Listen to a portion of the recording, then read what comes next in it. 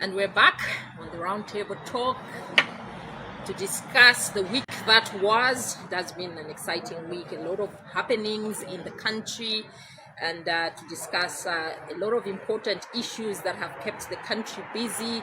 He's a very outspoken person, no stranger to anybody really. He's the Patriotic Front Media Director, and his name is Mr. Antonio Mwanza. Mr. Mwanza, you're welcome to the roundtable discussion. Thank you so much, Comrade Nakiwe, and I must say you're looking so beautiful in that beautiful dress. And I hope Thank you. UPND won't think it's their dress. I'm sure it is your dress. You're an independent person. You know, red is actually a very, very coming beautiful out very nicely on you. color. It is actually a bit. I love red. I hope that it does not indicate any partisan issues. I'm a journalist, remember? So, yeah, but very excited, to have you on the table, today, especially that we are coming, on the table in a week that where we had press freedom, World Press Freedom Day, celebrating, journalists, scribes from across the globe, and Zambia equally participated, in this very, very important event. And you are media director, so obviously this falls within the brackets, and you are very, very much the correct person to have on the table today. I remember that, President Hakainde Hichilema mentioned, that he reiterated his government's commitment to ensuring that, the press in the country is, has their freedoms not tampered with, and so forth and so on. You, as the Patriotic Front government, when you were in government last, used to have obviously interactions with the media. I would like a comparison now, from you as a media director for the Patriotic Front, between how you people used to relate to the media then and how you perceive that the new Ghana administration is relating to the media now. Thank you so much, Nakiwe. The Patriotic Front has got a proven record of how committed we are with regards to press freedom and freedom of the press. Under the Patriotic Front, we had over 100 radio stations and television stations privately owned that the Patriotic Front allowed for registration and operation. That is the commitment that Patriotic Front has. Today, Zambia has radio stations and TV stations in all the corners of this country, thanks to the Patriotic Front, because we believe very strongly in the freedom of the press and press freedom. Secondly, the PF did a lot of work, and I think this must be put on record, that under the Patriotic Front, the freedom of access to information law, a bill was drafted, and had it not been for the election laws, we would have presented the bill on freedom of access by now. We did a lot of work, a lot of consultation, a lot of debates, a lot of contributions from different stakeholders were incorporated in that bill. And we hope that this government can take advantage of that literature that is already there. They can look at the good things that we proposed in the bill, and they can build on those things. Thirdly, as Patriotic Front, our message during the commemoration of the World Press Freedom Day was that we are taken aback that this government is actually making it difficult for the media, specifically the print media, to operate.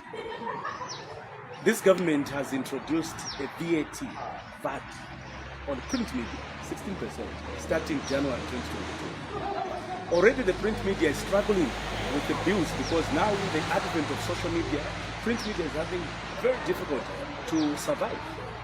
So a government that wants to create jobs in the media industry, a government that wants to promote freedom of expression and press freedom, a government that wants to see the media thrive should not make the business of the media expensive. And this is exactly what this government does. Secondly, this government is not interested in press freedom of the press. That's the reason why, instead of implementing or at least, introduce a bill on access to information. What they have done is that they have taken us aback and they're saying they want to take this bill back to all the 10 provinces. This is clearly a delaying tactic. They have no interest whatsoever to introduce the Freedom of Information law. What they want is again to use these so-called consultations, which we have done in the last 10 years, to further delay the implementation and the enactment of this very important piece of legislation that is needed for the Zambian people to have access to government information and also to help them to make decisions on an informed basis. Now, this government also has proven that they don't believe in freedom of expression, because even as we are speaking now, it's a very sad day for us, not just because we have lost one of the founding members of the Patriotic Front, Honorable Chikwanda, may so rest in peace, but also that we are speaking to you in Akira today at a time when we have 15 of our young people, Facebook bloggers, who are incarcerated. The lawyers can't access them, their relatives can't access them, they are being held in undisclosed locations, all because this government doesn't want anybody to speak. We are coming from a background where we are being threatened, that people are being threatened for speaking out, and they are being told that there will be consequences if you speak out. So this government is trying to guard the media. Remember that they told us before elections, they condemned the Cyber Law and Security Act. That is a bad law that is meant to guard individuals and citizens from expressing themselves. Today they are using that same law to crack down on any voices. And we have seen journalists, independent journalists, that have been in and out of prison by this government, in and out of police cells by this government. So the media is under threat, and we are heading into a dictatorship. Interesting that you say that, because it is said by different journalists, and especially, maybe I give an example to what the president said earlier in the week, that during the Patriotic Front government, you saw issues of closures of some of the media houses. I'll give you an example of the Post newspapers, I'll give you an example of Prime Television, and yet you are here saying that no, the Patriotic Front did extremely well in terms of media freedoms. Right now, the president did make mention of how his government intends to give as much leverage and room to the media to operate. He would say he demonstrated by reopening Prime TV. He'd say that no, even issues like taking care of the media, for instance, sitting, for instance. I remember some time back where if there is a dinner, for instance, for a foreign dignitary, you would find issues like the media was not catered for, seating and all sorts of things. But he, promised that this would be a thing of the past now, because he directed cabinets that, journalists should be given proper seating. So in this regard, if you make this comparison, would you say then that, what was happening then and what is happening now, there is now stifling of media freedoms than there was before? Let me break down some of the many important things that you've raised. First of all, I think media freedom must be based on the fact that the president is willing to be criticized. This president doesn't want to be criticized. This is a president that whenever he's criticized, he takes issue. And you can see in his demeanor, you can see in his language, you can see in his body language, and the things that he says, that he's a president who doesn't want to be criticized. Secondly, I don't believe that allowing media journalists just to go and have a chair means that you have improved their welfare, you have improved their living conditions, you have improved the environment in which they're working in. No. This is a president that when he's asked a critical question by the press, he doesn't want to answer. A case in point is when he had that press briefing. He was asked a simple question by a journalist from Diamond TV by the name of Jonah. And he says, no, look, this issue, talk to me. You can ask me some other time. This was an issue to deal with a recording purportedly involving his political advisor, Mr. Levin Goma, and his permanent secretary at Ministry of Home Affairs, Mr. Akafum. This is a public issue, and the public has got interest in this matter. And the president decides not to answer a public question asked in a public space. So, and I've also heard, he likes playing to the gallery. He enjoys listening to himself. I've heard him was saying, I was seeing a clip where he was saying, we want the media, the private media to be accompanying us. Private media has been accompanying presidents since Mwanza. Chiluba used to have private media people accompanying him. President Rupia Banda used to have private media accompanying him. President Michael Sata, President Edgar Lungu had private media accompanying him during events. All these events that the president had, they send the press notice to all the press houses. So the media, private media like yourself, you don't just find yourselves at an event. You are invited. There's a notice. So this has been a common practice. But he wants to make it appear like, oh, it's the first time. Because now they're talking about freedom. Like, oh, it's the first time that we are seeing private media houses coming and accompanying the president. No. Private media has always been given notice and room to accompany the president. The issue is that you can't claim to be a friend of the press when you're making it difficult for the press to run their business. This is the president and the government that has introduced VAT on the media when they know that print media doesn't even make profit in the advent of social media. This is a president where there are so many people that are in detention right now. Bloggers, WhatsApp administrators. There is an operation that the police have started to make sure that they wipe out all WhatsApp groups from the Patriotic Front, and they are going after the administrators of this WhatsApp group. We know that the police, the Anti-Corruption Commission, Drug Enforcement Commission have been taken to State House. So we know that this is happening at the instigation of the highest office. So if the president believes in press freedom, if the president appreciates press freedom, we're asking the president to scrap off the VAT that is introduced on print media. We're asking the president to direct his police officers to stop cracking down on the WhatsApp groups for PF. He has to stop. We're asking the president to tell his police officers to allow the lawyers, to allow the relatives of these young people that have been arrested across Lusaka to be seen. We want these people to be charged. Let them take them to court and charge them for the crimes you allege that they have committed. So the issues of the Post newspaper, for instance, I know that the fallout is on Patriotic Front as far as perception is concerned, that PF closed the Post newspaper. The reality is that the Post newspaper was not closed by the Patriotic Front. There were 3 employees of the Post newspaper that went to court, and they sought permission from the courts to liquidate the Post newspaper so that they could get their dues. That's how the litigations at Post newspaper started, and that's how the Post newspaper was liquidated.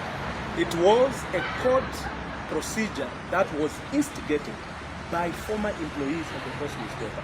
3 of them. One of them was Patso Chilemba.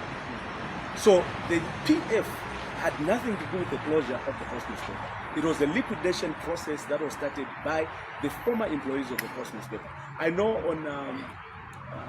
on Prime TV and Movie TV, we have the Independent Broadcasting Authority, and it has got its own rules. And some of these things is that President Lungu was magnanimous enough to say, look, the media must exercise self-censorship.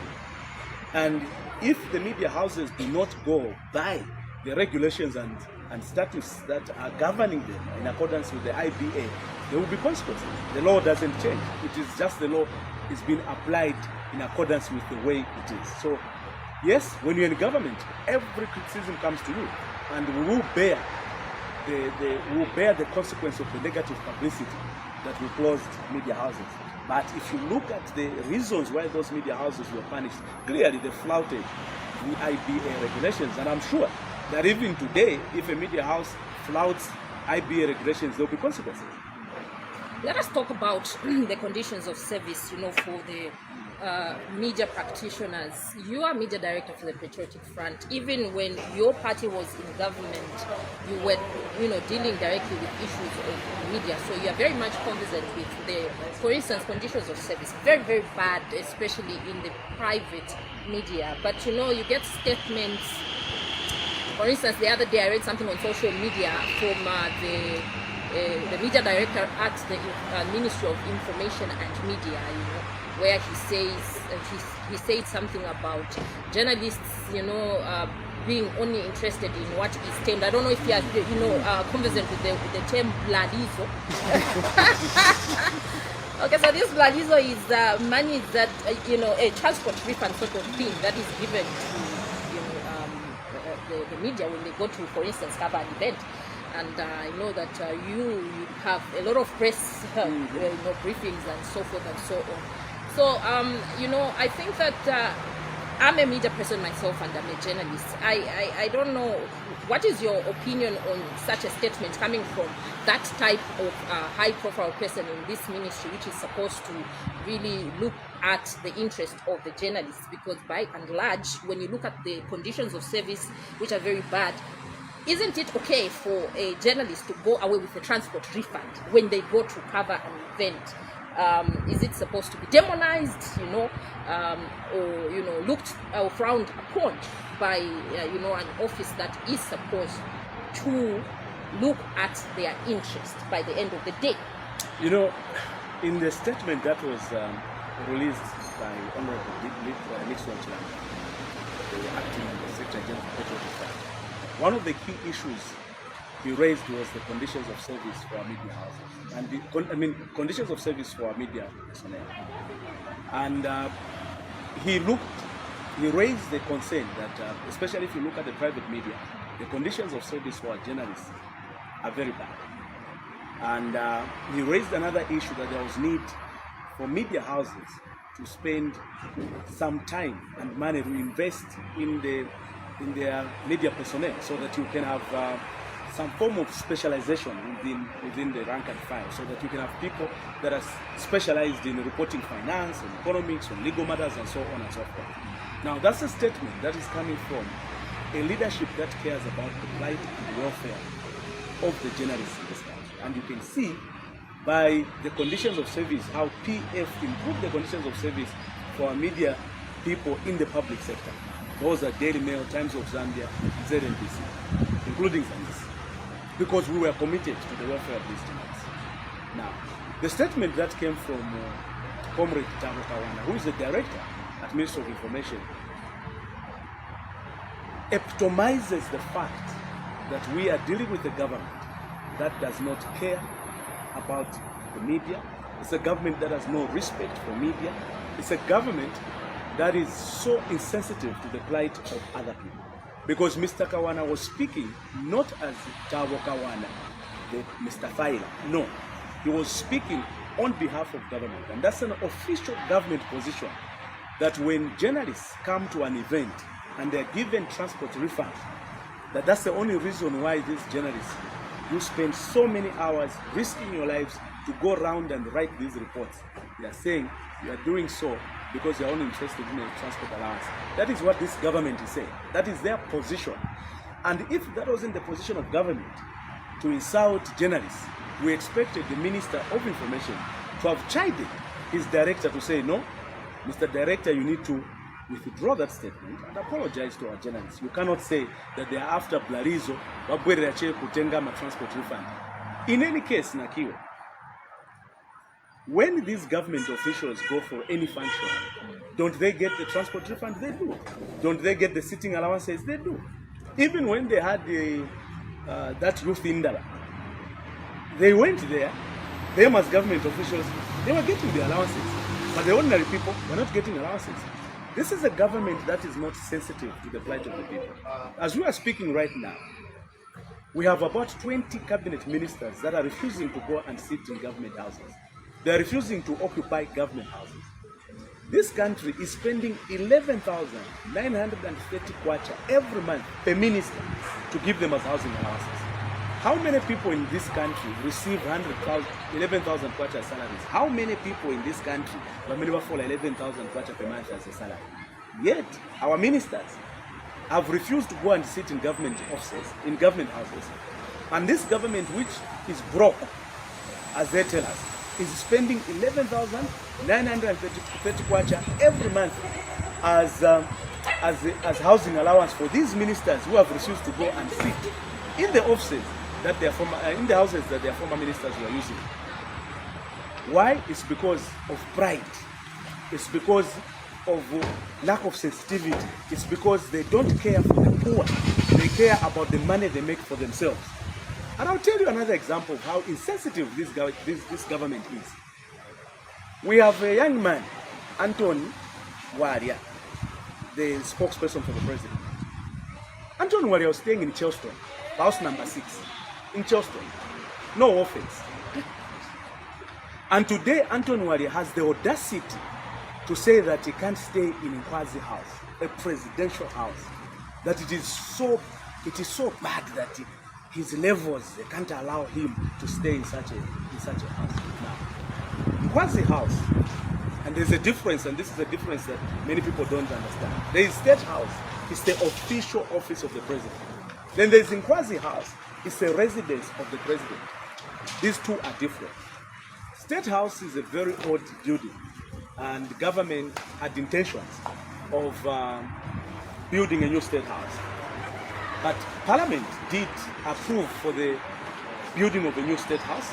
They did approve for the renovations of the house, which was renovated. But the Nkwazi House, which is the residence of the president, is in a very good condition. This is the Nkwazi House that President Kaunda's lived in. This is the same house that President Chiluba lived in. It's the same house that President Arabi lived in. It's the same house that President Mwanza lived in. It's the same house that President Rupia Banda lived in. It's the same house that President Edgar Chagwalungu was living in. And today we have Anton Pachul Suwaria. He's telling us, coming from Charleston, house number 6, Panyumbari Bay offense, today he's telling us that he's so up here that he can't live in a house where 6 presidents were living. It is not at his level.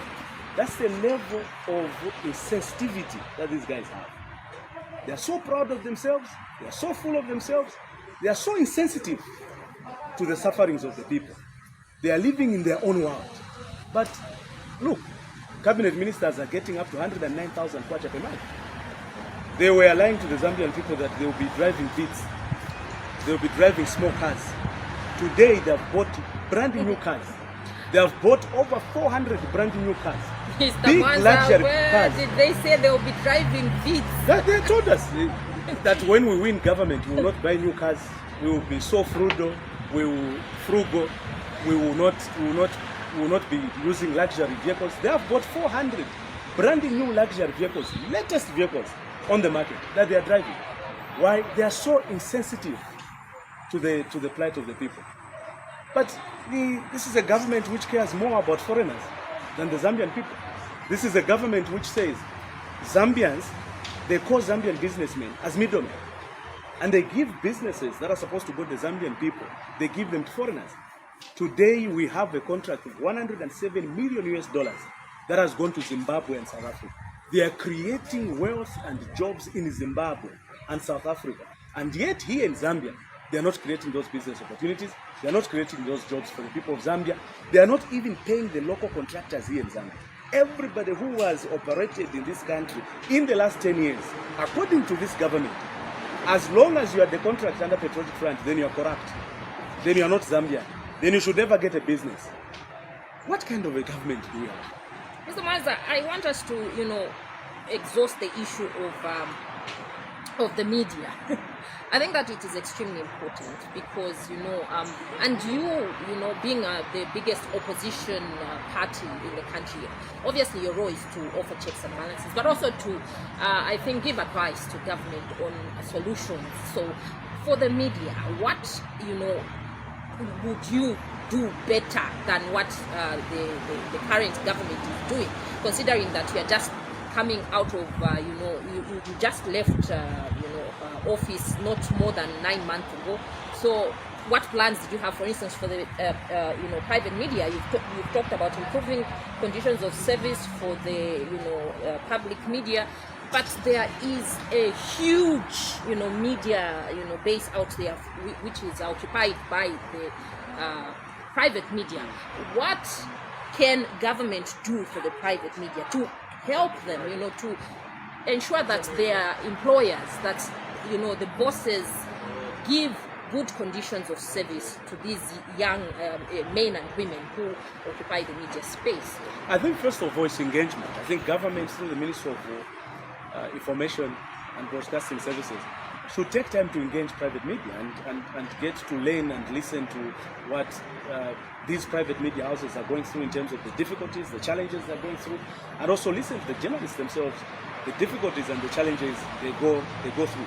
But they cannot do that if they have no respect and recognition for the press. They are calling journalists as bablarizo. So if they believe that journalists ni bablarizo, ni majanki, then I don't see this government having the desire to sit down with the journalists and come up with the ways and means in which they can assist them. The other thing that they need to do is to help the media houses to grow. How can they do that? Scrap off the 16% VAT that they are put on the print media. It's not necessary. It's making it difficult for the media houses to operate. The cost of running businesses are already up. They are already up there. They're already high. So what they need to do is to scrap off this, reverse this decision of putting a VAT on print media. The other thing they can do is to allow the government also to advertise in the private media. And on this one, I want to agree with the President Hakainde Sami, the Chilean. I heard him saying that he wants to see government business being advertised in the private media. And I think on this score, it's the right thing to do. And on this one, we agree with the President.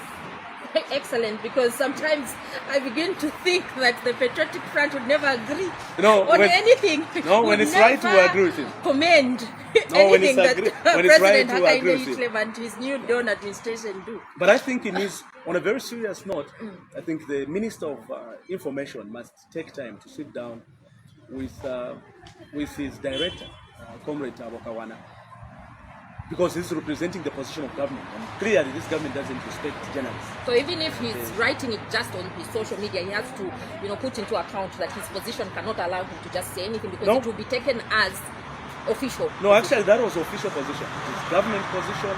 He was writing that statement on the day of commemoration of Africa, the World Press Freedom Day. And that was the position, and that is still the position of the UPND government. That journalists are useless, they are simply bablarizo. That's how they look at it. Not really, because we have heard the president really reaffirming his commitment. Well, words are just what they are. Free press, to make sure that the journalists are not, harassed, let them operate in a free environment. Words are just what they are. But I will not take them for what it is. And I'll give you examples. This president has senior government leaders and senior party leaders that have threatened violence against the critics of the president. We had the Minister of Copperbelt Province, Elisha Matamba, is on record saying they would die and assault anybody who criticizes President Hakainde Sami. We have a very good close friend of mine, Liswaniso, the UPND youth chairman, who had a press briefing and threatened Zambians that those that criticize the president will be met with full force. And this president has not condemned those utterances. This president has paid a blind eye, meaning that he endorses those statements. Because if he doesn't endorse those statements, he should have come out and say, Minister, you can't say those words. That Chairman, you can't say those words. But he has pretended that he didn't hear.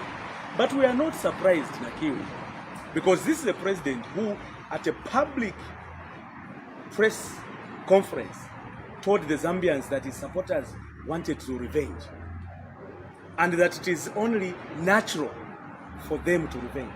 This is the president who said those words at a press briefing.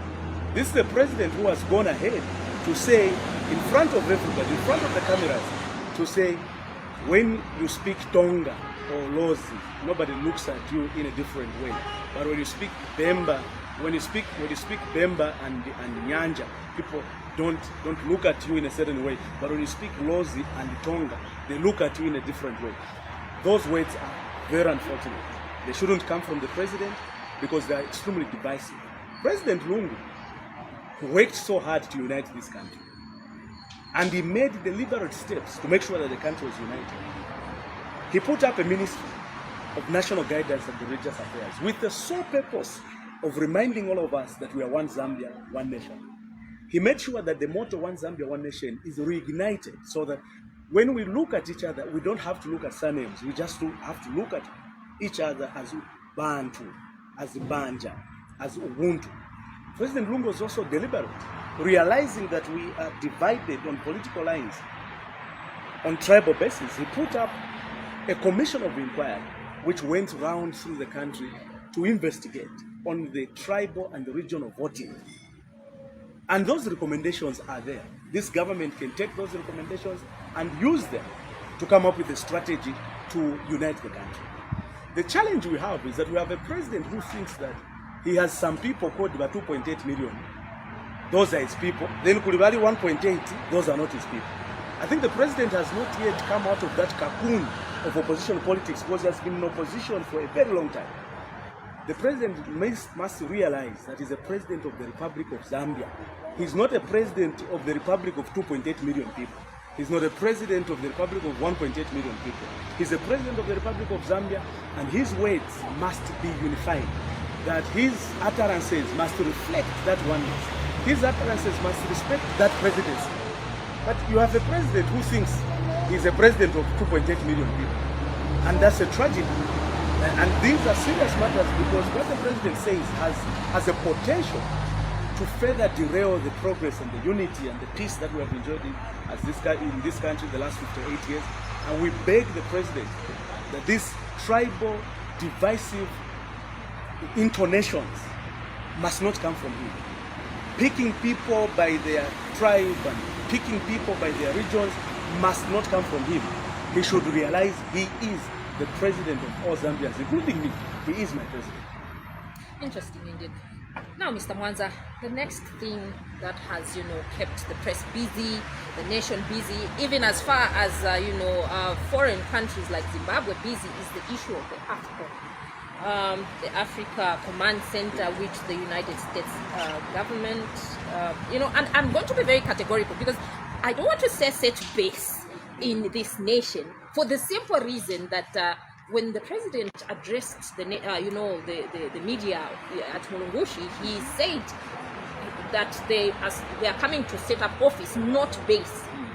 So this is going to be, I wouldn't say set up base, but your people, I have heard Ambassador Emmanuel Mwamba and a host of other people, at different radio stations, are saying that the United States government is actually supposed to come and set up base here. And also, I listened to a lady from Zimbabwe also, who say this will cause problems for the SADC region. Now, I want to hear it from you, as media director of the Patriotic Front. Can you first and foremost, for our viewers out there, break it down for us, for the layman? What is this AFCON? Then, is it, setting up base, or as the president said, it's just setting up an office? Can you break it down for us? And what is the implication of having such a thing in this country and also for the SADC region as Zimbabwe is First of all, Nakia, I want to bring to the attention of the viewers and the listeners the words of the president. I saw a clip yesterday where the president was actually threatening former defense ministers who are speaking on the issue. We had former defense minister in the name of George Mpombo, who was on one of the radio stations, and he was asked questions with regards to Africa. And the president said, those people should not be talking about these things and misleading the public. If we go after them, they'll say, no, he's arresting us. I want to remind the president that Zambia is not an autocracy. Zambia is a democracy. And that the constitution of this country guarantees the freedom of expression for all individuals. And that matters that border on national security and national sovereignty are serious matters that requires consensus of the general public. They are not matters that can just be resolved by the president because he's the president of the Republic of Zambia. No, these issues are supposed to be debated widely, consultations must be made, and consensus must be built. The Africa Command Center, by its name, is simply a command center run by the Americans to advance their interests. And this, I want to be very categorical, to advance their economic, political, as well as security interests. They are not here to advance the interests of the Africans or Zambians or anybody else. They are here to advance their personal and national interests. So that should be made very clear. Forget about the PR wording of that statement which came from the minister. And again, even in that statement, the minister again was threatening Zambians. Minister Lufumi. the Minister of Ambrose Rufuma, the Minister of Defense. He was again threatening Zambians, trying to gag us. But Minister, you have no right to threaten Zambians. You have no right to gag anybody. Matters of security are matters that concern all of us. Matters of sovereignty are matters that concern all of us. The Constitution is very categorical that the people of Zambia must scrutinize all the activities of government. That's the role that Parliament plays, is to scrutinize the activities of government. And parliamentarians are there as representatives of the people, and the people of Zambia have spoken that they have serious concerns with regards to this move unilaterally made by this government to set up a base on Zambian soil. Now, let me break down a few things. Number one, this is not the first time that the Americans have tried to set up a base here. It's not the first time that the Americans have tried to set up an office here. It's not the first time that the Americans have tried to set up a command center here. They did that under President Levi Monawasa, may so rest in peace, and Levi was a patriot. He refused because he understood the implications that come with this. This president is the first president to accept that the Americans must come here and set up a command center. First of all, we live in a global village, and we don't believe that Zambia must be in isolation. We believe that Zambia must develop and build very strong cooperations, and those cooperations with other countries must be on the virtue of mutual respect, mutual understanding, and mutual benefit. Not one-sided cooperations, not one-sided agreements. This is an example of a one-sided agreement. Can Zambia go and set a military office in the United States of America? The answer is no. America cannot allow Zambia to go and set an office in the United States of America. If you just go by embassy, but from Americans, me I stay in Karingaringa pa embassy. Tima pitira. Sometimes tima enda na Zambia. Zambians security personnel are not even allowed to be inside. They guard from outside. Why? It's because America has to protect its interests. Now, there are implications. First of all, let me come to what are the reasons that have made America to set up a command post or a command office here. The reasons have they really? No, because the government has already agreed. So it's a matter of time. The government has agreed, so it's a matter of time. We will have a command center or a military office. By the way, there have a lot of military bases across the world, and there are military offices across the world. It must be put on record that the African Union has opposed. It's very, very, the African Union have opposed these maneuvers by the Americans to set up military command centers in Africa. ECOWAS has opposed this.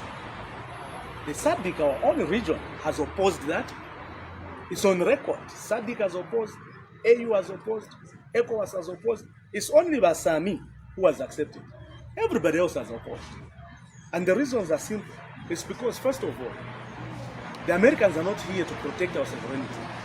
The Americans are not here to protect our independence. The Americans are not here to protect our interests. The Americans are here to protect their own interests, to protect their own country, to protect their own sovereignty and their own independence. So, this is a deal where we are not getting anything out of it.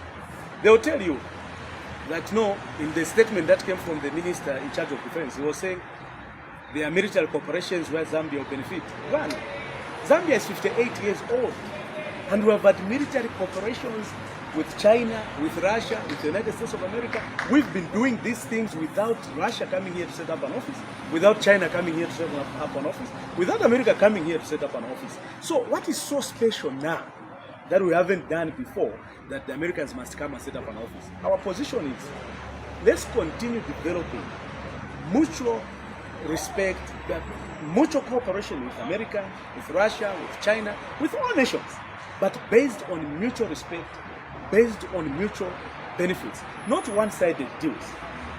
The reasons why AFRICOM has been set can be traced back to 2003 when George Bush started his war on terror. The number one responsibility of AFRICOM is to fight war on terror. That's the driving force. The number two force for the AFRICOM is to rival the China dominance in Africa as far as the economy is concerned. So America wants to rival Chinese presence in Africa. That's the second reason why they have put up this AFRICOM. It is to not just to put up arms, it's about military intelligence, it's about economic intelligence, it's about political intelligence. That office is not just an ordinary office. This is a superpower we're talking about. We're not talking about a small nation. We're talking about superpower. We're talking about military intelligence, economic intelligence, political intelligence, and they are setting up AFRICOM with the sole purpose, first of all, to deal with the terrorism. Second is to deal with the China dominance. It's a scramble for Africa. We are allowing ourselves to be recolonized. We ourselves cannot go to America and set up a base. America cannot allow us to set up an office. America cannot allow us to set up a command center in the United States of America. So why are we allowing them to set up a command center or to set up an office here? The last reason, and this I want to read because it's coming from experts. The reason is linked to the competition with regards to China in control of oil. And as early as 2001, Africa's oil resources were posited as being a potential solution to America's energy. According to the Dick Cheney report, okay, and Dick Cheney was the former vice president of the United States of America, America predicted that by 2015, Africa's Gulf of Guinea would account for over 25% of the oil that America is using today is coming from Africa. So they want to secure the oil deposits in Africa.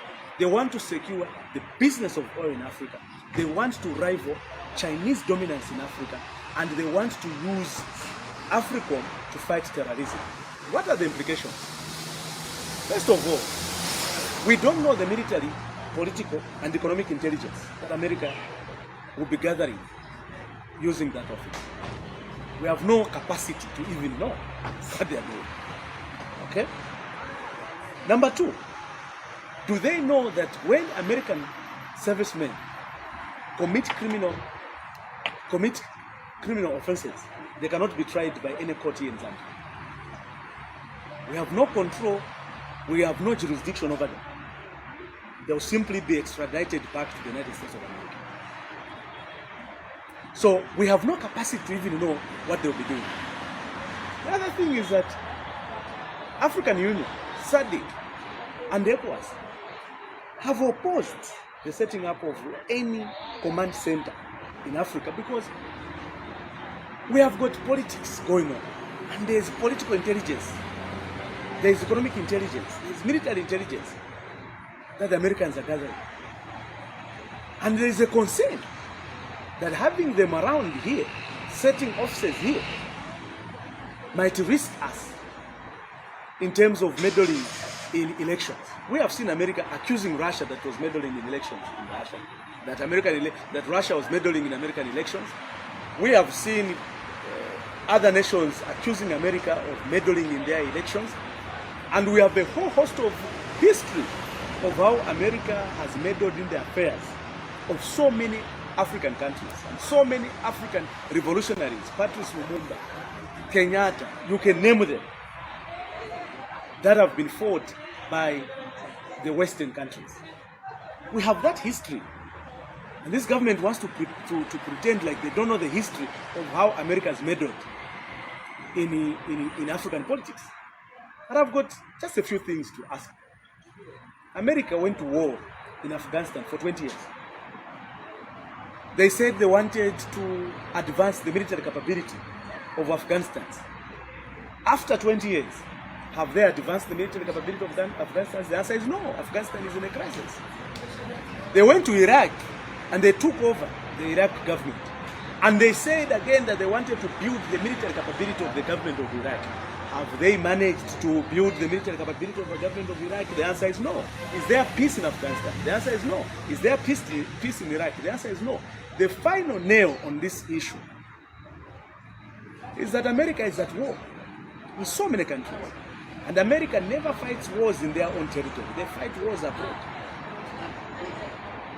Those countries that are at war with America,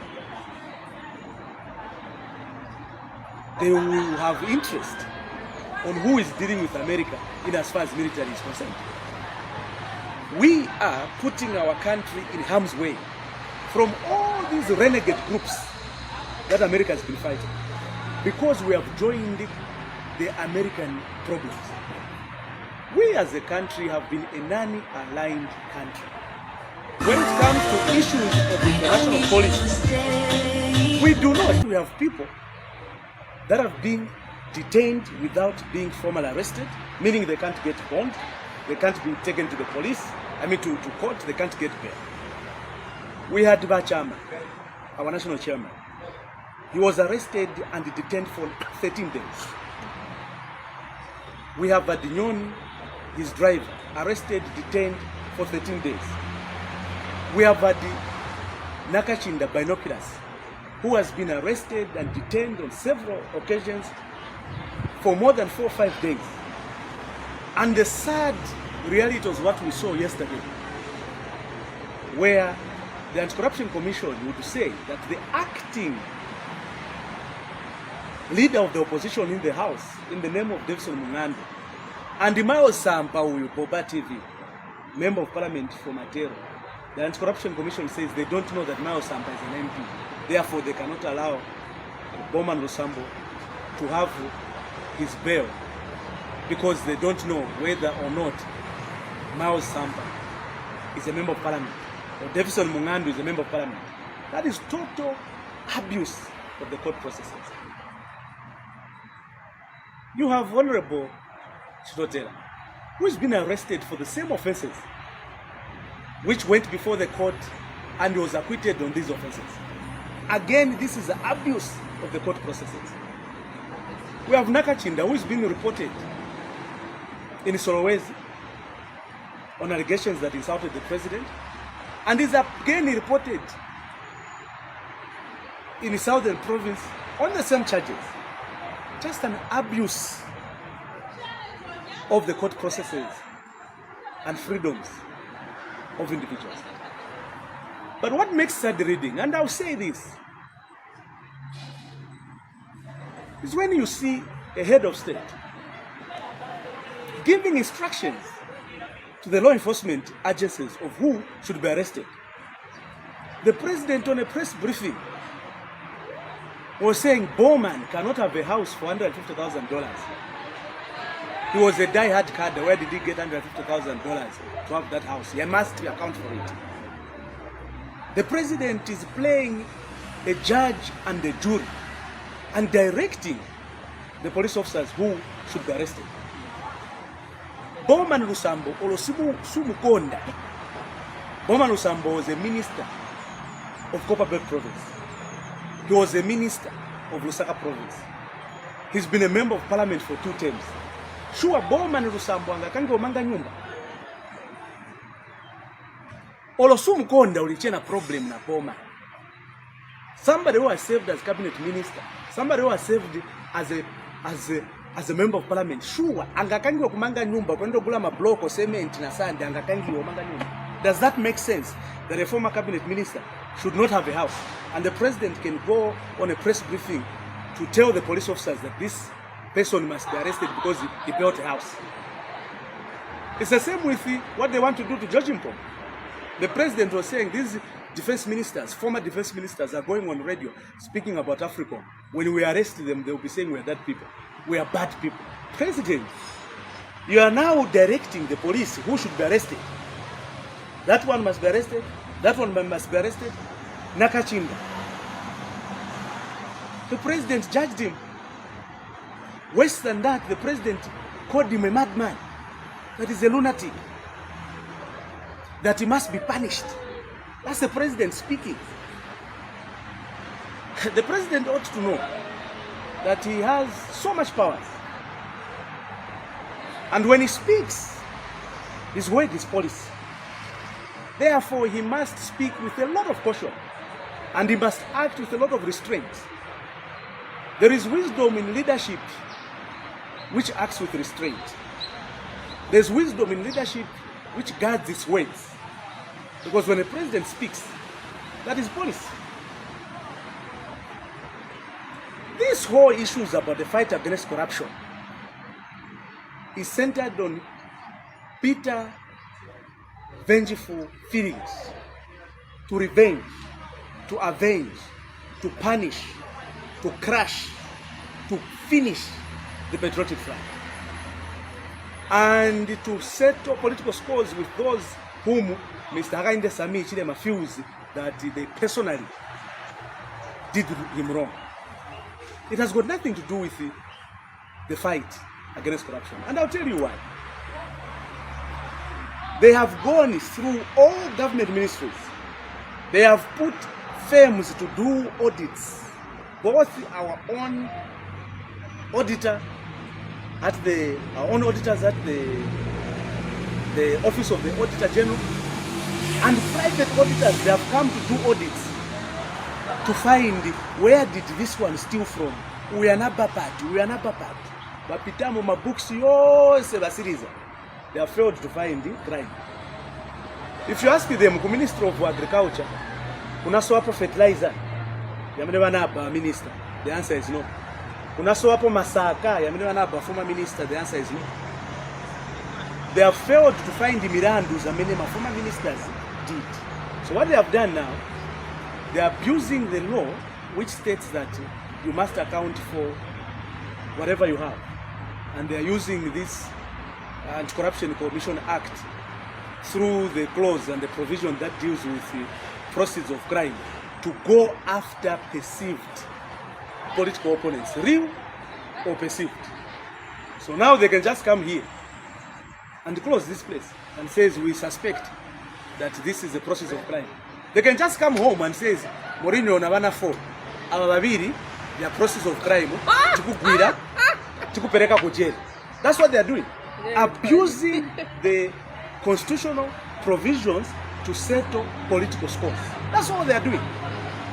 And they also want to finish patriotic front. The first thing they want to do is to paint the entire PF as a corrupt establishment. That PF was a corrupt regime, it was a criminal organization, and that Zambians must rise against this criminal organization and finish it. That's the first thing that they want to do. It's a war of perception.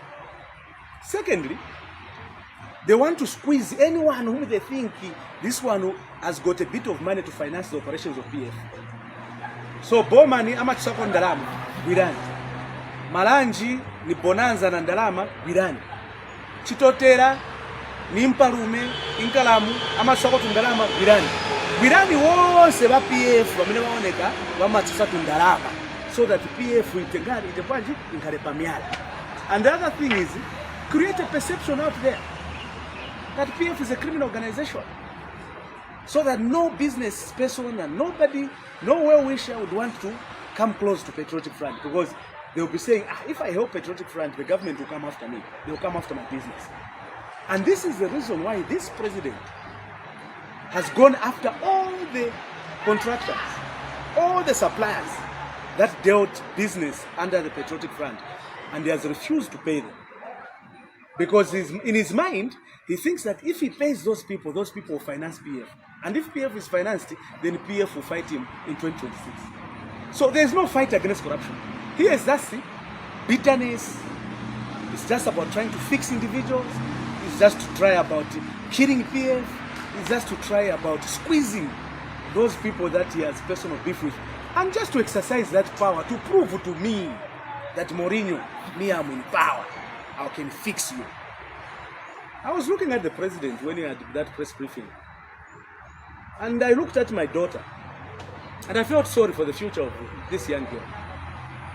Because you can't have a president spending 2 hours, 36 minutes failing to give tangible economic direction for this country, where 7.1 million young people have no jobs, where 109,000 trained teachers have no jobs, where graduates have no jobs and they're graduating every day, where the economy is collapsing.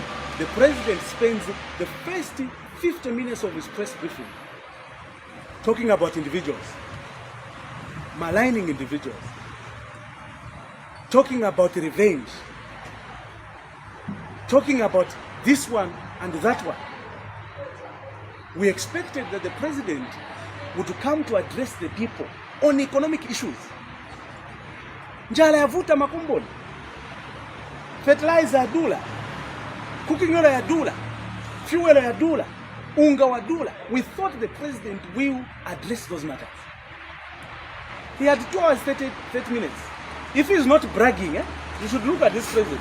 If he's not bragging about how nice and all these things, what they are doing and how special they are, he is throwing anger against individuals.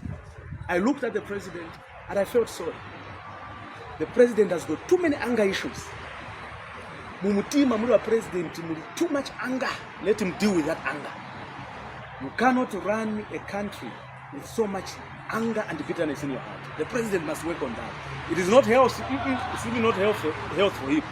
Let him deal with the issues of anger. Today, as I was coming here, I was reading a statement from the Minister of Finance, Honorable Stumbe kwa IMF Msokoto, saying that if the IMF deal goes through, then Zambia, as far as the kwacha is concerned, it will stabilize.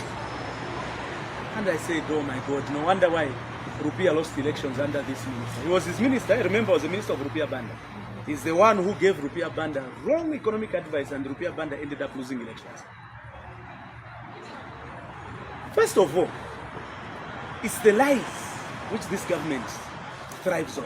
Because this is a government of punkas. It's a government yabantu onyenga, bantu onamabota. It's a government which says in December 2021, they were boasting that we have clinched a deal with IMF, which PF failed to clinch in 5 years. That was December 2021. Today is the 6th of May. They are saying we are hopeful that we will clinch a deal. Which is which? This is a government which says it has given 25.7 million kwacha to every constituency as CDF, Constituency Development Fund. But now we are in the second quarter.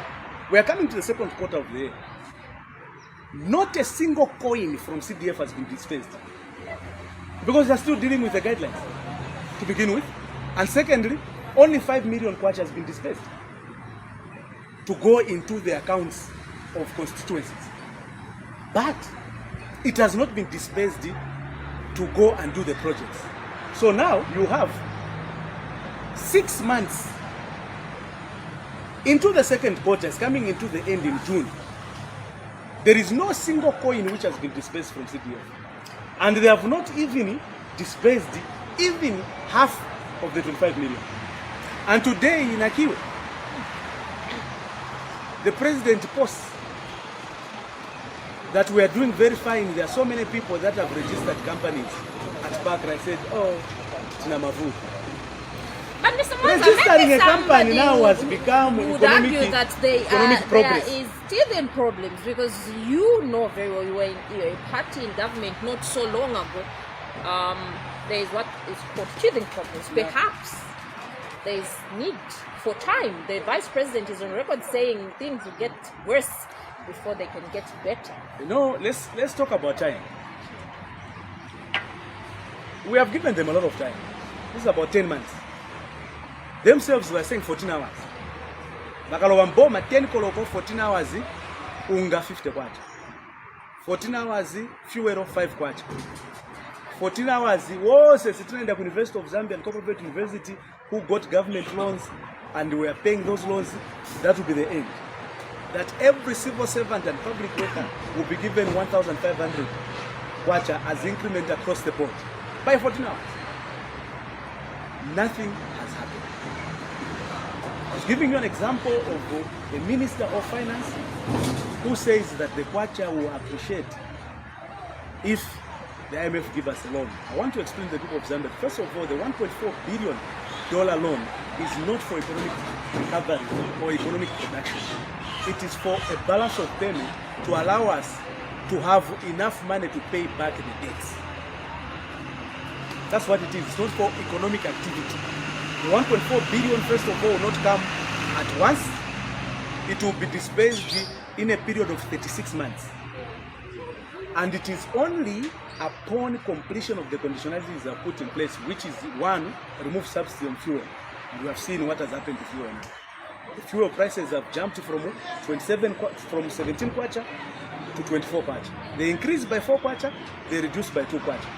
For diesel, they increased by 4 kwacha and reduced by 58 ngwe. And they don't even understand simple economics, that diesel is the driving fuel for the industry. The buses, the mines, telecommunication, you talk about manufacturing, processing, they depend on diesel. And they have reduced the cost of diesel by 58 ngwe, making it very difficult for companies to thrive. Okay? They are looking for 1.4 billion, which will come with adverse effects, adverse conditions on the ordinary Zambians that have to pay through their nose. Because first of all, the IMF conditions do not allow this government to go ahead and spend money on social security services.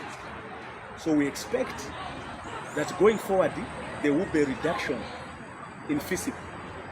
They will reduce tremendously the amount of fertilizer they are giving to our farmers, killing the agricultural industry, which should be a source of business and a source of income and a source of jobs for our young people.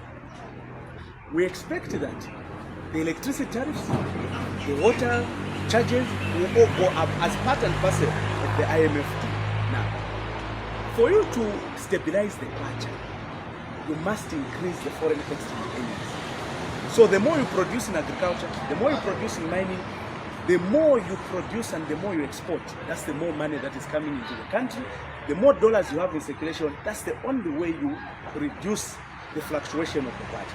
Not by getting an IMF deal, which doesn't give you money to inject in the economy, but it gives you money to pay back the debt. It doesn't work that way. So with the high cost of business, with the high cost of fuel, high cost of electricity, high cost of water, it is becoming very difficult for anyone to run a business successfully. And with the reduction in FISIP, we expect that the production in agriculture will go down. By the way, it is the small-scale farmers that produce the bulk of the maize that we have, the cassava that we have, the sweet potatoes that we have. It is not coming from commercial farmers. It is coming from the small-scale farmers.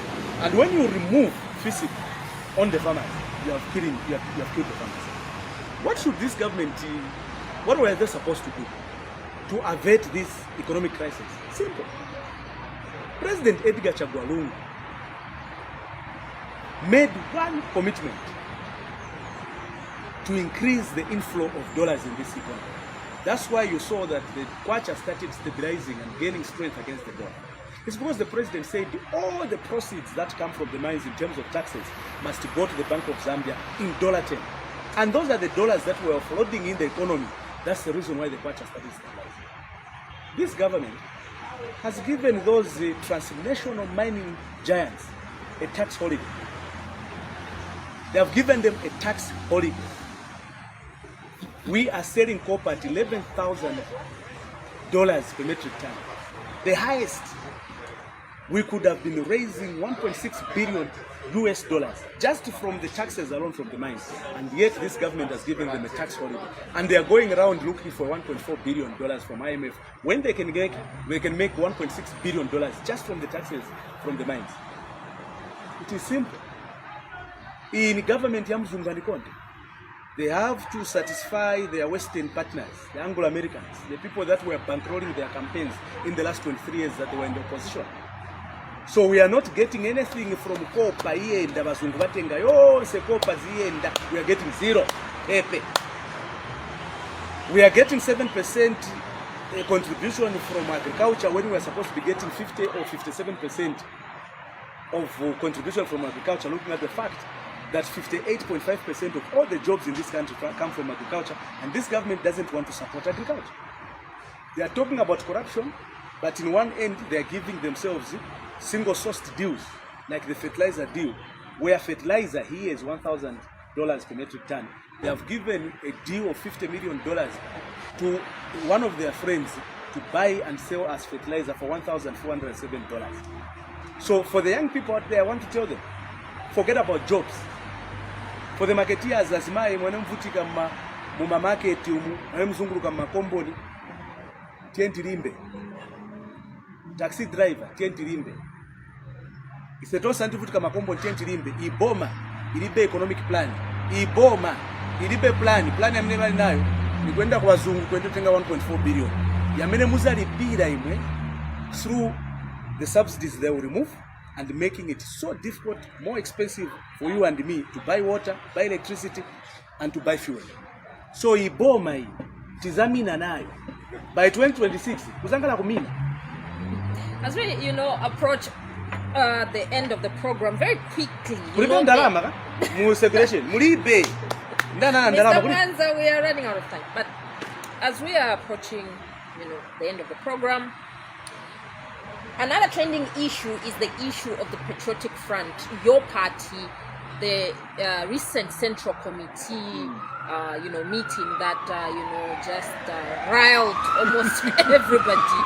There were so many complaints, left, right, and center from the members of the Patriotic Front, and so forth and so on. The issue of the inclusions in the Central Committee and the leaving out of what people perceive to be key players that are contributing a lot.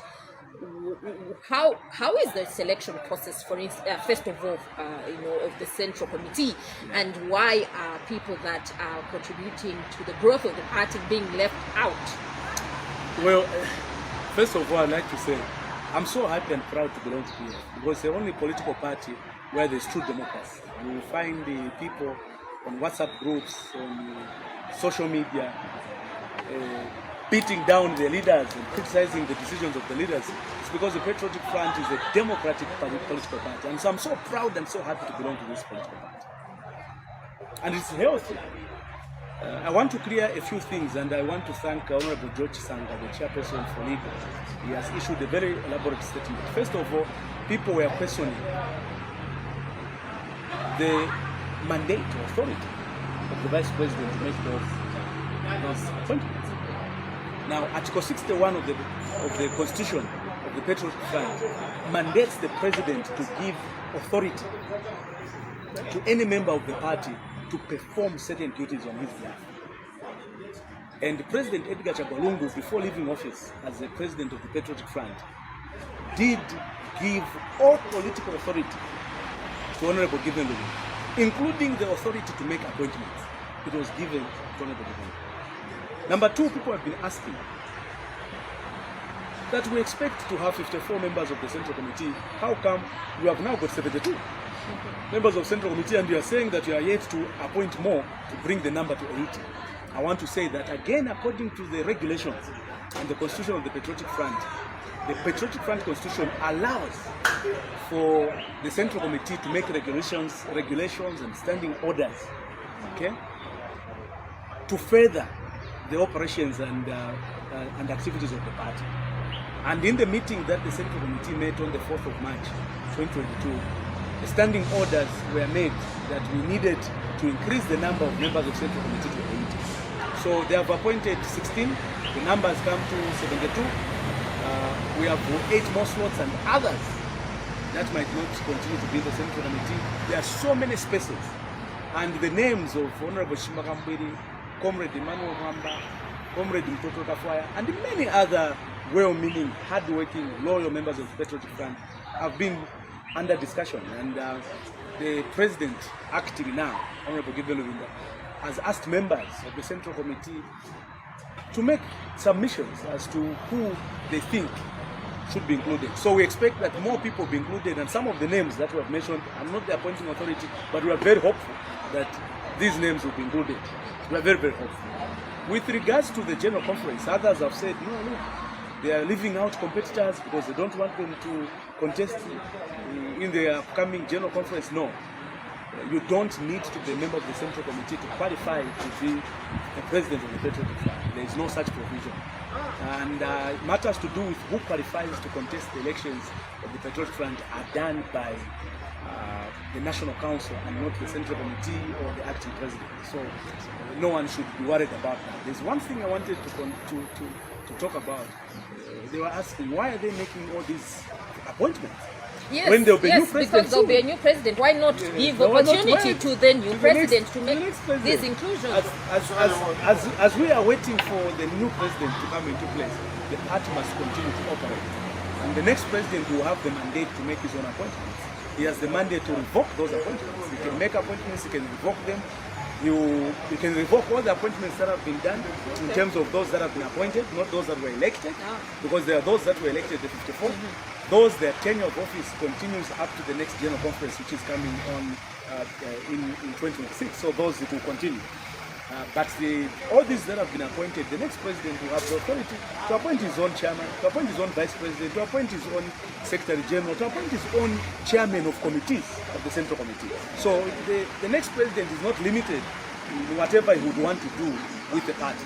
So the party has to live, it has to survive, it has to continue. And this is the reason why President Lungu gave the political authority to Honorable Given Lubinda to manage the process. It's a process of transition until to the next general conference when we have the next president. So all the names that people are talking about, it's good that the leaders are getting feedback and they have reacted, they have responded to the desires of the people, and we are very hopeful that the names of people that have been named will be considered. So there is no, by and large, there is no attempt by, some powers that be to deliberately exclude others. In particular, let me speak on his behalf, because he's the acting president and he's the one making those appointments, and he's the one who's being accused that he's trying to make a cartel and to ring fences. First of all, I don't know whether he's going to run for president because he has not declared. Actually, I've heard, I read somewhere where he said actually he's actually not interested. Interested in running. So there's nothing he can do in fencing to begin with. And secondly, the spirit is purely to make sure that the party must continue working, must continue mobilizing, must continue living, and must continue embracing new members. It has got nothing to try to block anyone. By the way, an acting president can't block anybody from becoming a president of the party. It is only the National Council which has authority to determine who qualifies and who doesn't qualify to be a member of the Patriotic Front. So those things are not in the ambit of the Central Committee, they are not in the ambit of the President or the ambit of the acting President, they are not in the ambit of anybody. They are in the ambit of the National Council. They are the only ones who have the authority to determine who qualifies and who doesn't qualify, who should contest and who shouldn't contest. So the PF has no interest in blocking any member. We want every member. The party must be strong. And the message out there that is coming from the party leadership is that all those that left here, it is time to come back. We want everybody back in the party. We want everybody back in the party. So everybody should be free. Continue, guys, on our various Facebook pages, WhatsApp groups. Let's continue building our preferred candidates to be. No one is stopping you. The Central Committee is encouraging that. No one is stopping anyone. And the rebranding of the Patriotic Front, are you as media director happy with where things are? I know that you did postmortems and you have the answers as to why you lost, the elections. And are you happy with where the rebranding process is? And would you say that PF stands any chance of a comeback? For instance, say, after elections 2026 and this current administration is booted out, if it was to be booted out, do you see PF having, a chance at a comeback? First of all, I'd like to say that if you talk about rebranding, there are a lot of things that have come out of the postmortem report that are very critical. I cannot discuss them here, but they are very critical strategies and steps and frameworks that were built by the postmortem report committee with regards to the rebranding of the party, and I think that the party is doing well so far in that direction. But I also want to say that we are coming from a very bad defeat, and a lot of people are still hating. They are angry, they are annoyed, they are unhappy with the leadership, and rightfully so. They must be angry with those that were in front. They must be angry with those that were leading the party. But that anger should not be to the extent that it breaks down into insults and palatable and unacceptable behavior against the leadership that we have today. No, that anger, we must use it to build a stronger, newer, patriotic flag. So I want to urge, especially Mr. Pedavanandi, that let us use the anger that we have against the leadership, and the anger we have against the defeat, to learn to do things better and to use that energy in a positive way to build the party. Insults, disloyalty, and the true ones cannot help us. They cannot take us anywhere as a party. So the process is long gone. It's an ongoing process. It's an ongoing process. It is not something that we can say, okay, we started rebranding there and we're finishing tomorrow. No, we will continue to maneuver and to change the way we do things. But we are doing very well, and I think the General Conference is one of the key monumental steps that the party must take to make sure that we move a step closer. Can we come back? We lost on account that there were perceptions that Zambians were not happy. Perceptions of Kadarism, perceptions of violence, perceptions of corruption. Those were very strong perceptions that the Zambian people did not like about us. We have learned, we have apologized, we have learned from our mistakes. And looking at what is happening now, the people voted for cheap minimum. There's no cheap minimum. They voted for cheap fuel. There's no cheap fuel. They voted for cheap fertilizer. There's no cheap fertilizer. They voted for jobs. There are no jobs. They voted for more money in their pockets. There's no money in circulation. This government has failed on their own promises, and they're making more new promises while failing to maintain the ones they made 6 or 10 months ago. And I can tell you that by 2026, the Zambians would have known that we made a huge blunder to put these guys in office. Because there are no stories. Our normal stories. Yes, ours is about bragging, boasting, persecution, revenge, anger, bitterness. Plan. They have no economic plan. When it in the next 5 years, we will be worse off than we were 10 years ago. And people will just say, Badala, we are dead. Kalema, kunyengewa, nadosa. Kalangoli basi. So, PF and the Zambian people have a very huge advantage to give themselves a government of the people, for the people in 2026, because in government you only can have 2.8. And I want to say this. It is the Zambian people that vote in a government and remove the government. So this government is obsessed with PF, obsessed with finishing PF. If I was them, I would have been obsessed with providing economic solutions.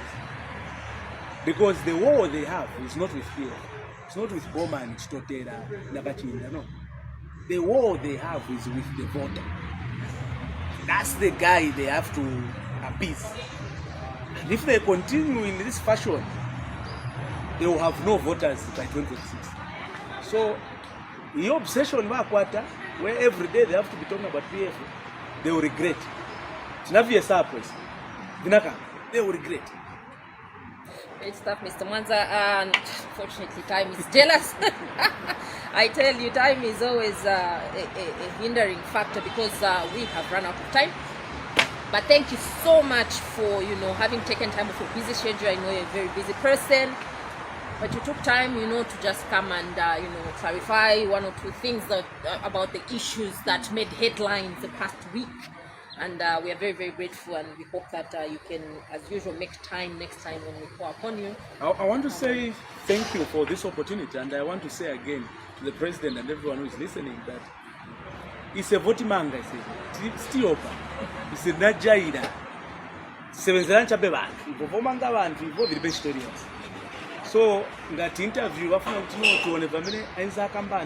way they were dealing with Nakachinda, Mukaitenge Mukapas, Pampas Anton, I think I have his phone number, I can find it. Papa's knee interview. Sestio Pamundu. Zambia is an independent country, it's not an autocracy. Zambia is a democracy, and we have every right, and we want to encourage every Zambian. Talk, chalo chenu, chulelanda. mukazikamba usati wakazimira ofyanya muzikamba mchalo chani chi muzikamba mwamvera sogoleri nanzanga mwakalingalinga tenti zikamba mchalo chatu. Thank you so much, Mr. Mwanza. Thank you again. There you have it, our roundtable viewers. On the table this week we featured Patriotic Front Media Director Mr. Antonio Mwanza. Until next week when we bring to you yet another exciting guest, my name is Nakiwe Simpungo, your host. Good evening.